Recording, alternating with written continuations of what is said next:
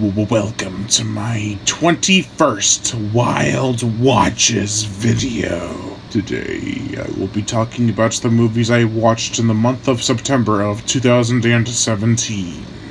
I shall talk about them individually, starting now.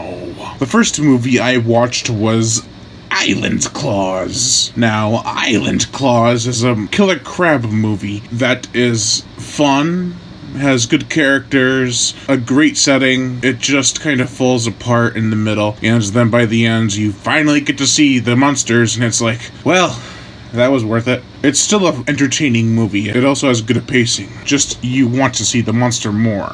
Especially since the effects were done by the guy who worked on Con 1976. The second movie I watched was The Hills Have Eyes, the 1977 classic. Or cult classic, at least. This was the Arrow Video Edition, and it looked amazing. I've always been a bit fuzzy on this film.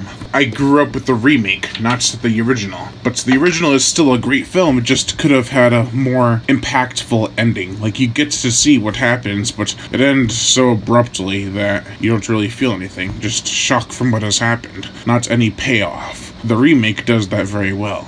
It is one of the instances where the remake is better than the original, in my opinion. The third movie I watched was Path of Evil. Now, last month I watched Harvest of Fear. Path of Evil is its sequel, and it's a lot better, but it's still a pretty shitty movie.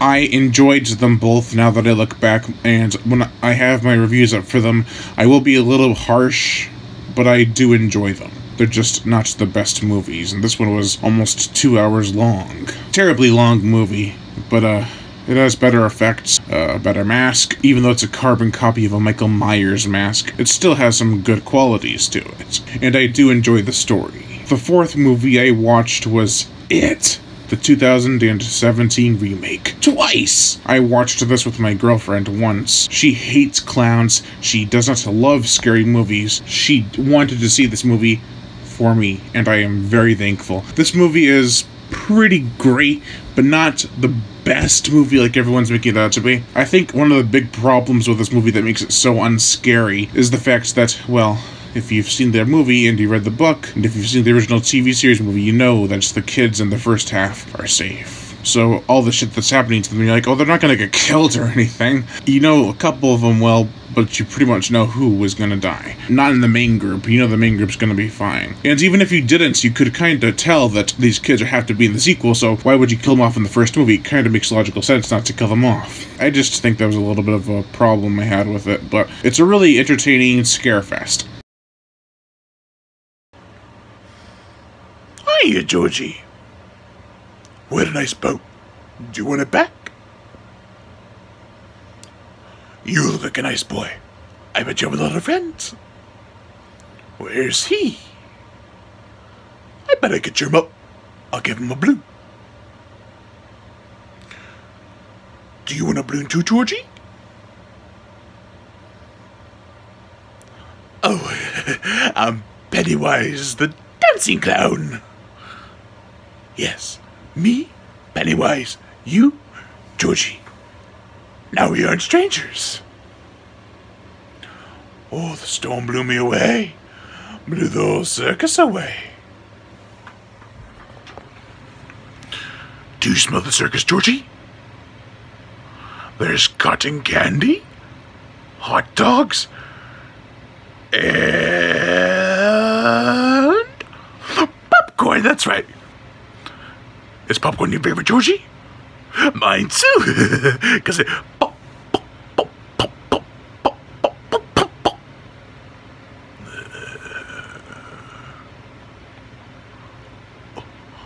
Oh, that's your boat. Remember, Georgie, Bill's gonna kill you. Here, take it. The fifth movie I watched was The Great Alligator from Code Red, also known as Ronin Flicks, or that's a sub-company or something. I got it from Ronin Flicks, leave me alone. This is a great movie, also known as Alligator and the Big Alligator River. It's an Italian Jaws ripoff that came out in 1979, and the last act is immensely entertaining. There's so much going on, and you're like, okay, this movie's been building up to something amazing. They showed it, and it looks gloriously cheesy. The Great Alligator is a fun B movie from the 70s. It's also an Italian movie, so you know it's gonna have some bad dubbing, but it makes it all the more watchable. I think if it was taken more seriously with an American production behind it, it would have been a bigger movie, but I think this is great nonetheless. The 6th movie I watched was Stage Fright from 1987. This is another Italian movie. It's sort of a giallo, but at the same time, it's a straight-up slasher movie. The guy wearing a big owl mask, and it's just awesome to watch that, and he mutilates people on a stage and behind the scenes, and it's like, oh my god, this film is vile, but I fucking love it. The characters are very colorful, and I think a couple, if not just one, of them are a complete piece of shit. And it's like, you can't redeem yourself. Oh wait, you actually kinda are. You fucked up again. It's just the little things. The 7th movie I watched was The Barn. 3 times! Once with the audio commentary, and the other with my mother. The first time was all me, baby.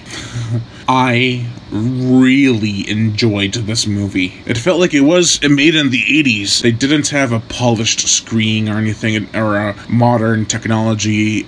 Well, they did, but they had filters like old scratches and cigarette burns and stuff. It's amazing. It's a great movie. That is a great homage to the 80s. The 8th movie I watched was The Rage, Carrie 2.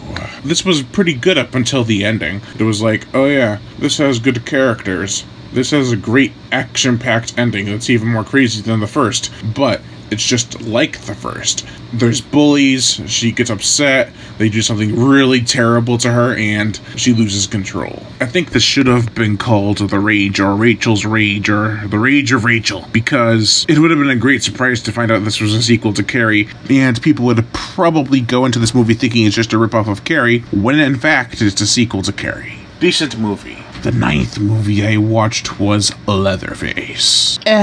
It's decent. The twist was bullshit. It was unexpected by me, but it was not that rewarding. Leatherface is a good title for a Texas Chainsaw Massacre movie. I just think it needs another couple movies for me to really be invested in this new reboot franchise. The 10th movie, which is a TV series that I watched, was Ash vs. Evil Dead Season 2. Good God. I love the series. While this season is not as good as the first, in my opinion, it is still highly watchable, very memorable, and doesn't have much filler, which is a thing it has over the first season. I think Season 3 will be great. I think it's coming out in February, so I'm really looking forward to that. The 11th movie I watched with a friend was 47 Meters Down. She liked it. I really enjoyed this movie, but the past I've had with it was not that great, but I'm not going to hold that against the movie. I think it's a solid shark movie. Shark survival movie, that is. It's not about crazy sharks. Well, they are kind of out of character. It is not like a shark's going around ripping up a whole bunch of people. There's maybe like 2 deaths, maybe 3 in this movie. I'm not sure. But it's a great movie for what it is. And those are it. Those are the 11 movies I watched in the month of September of 2017. Thank you all for watching it. I am Brian Gatto, host of Horror Show Entertainment. Make sure to like my Facebook page in the description below, leave comments, and subscribe.